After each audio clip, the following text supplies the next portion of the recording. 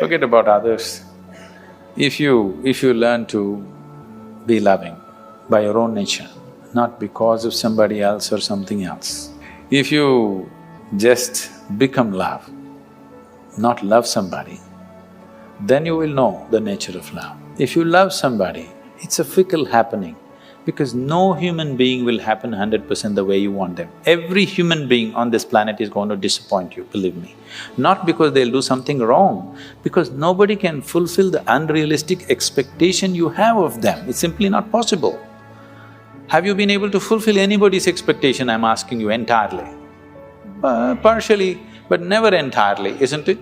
Believe me, whoever comes, I want you to know, the ideal people whom you worship, when Krishna was there, his wives complained, all right? Love is not a relationship.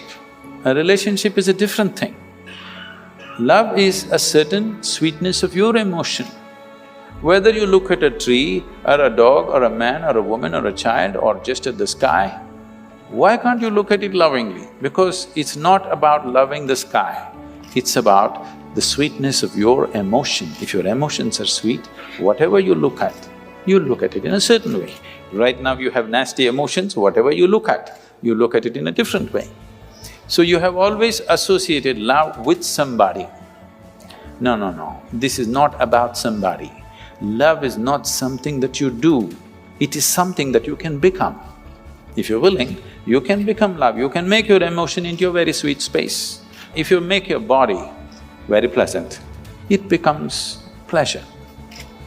If you sit here, it can be great pleasure just sitting here and breathing.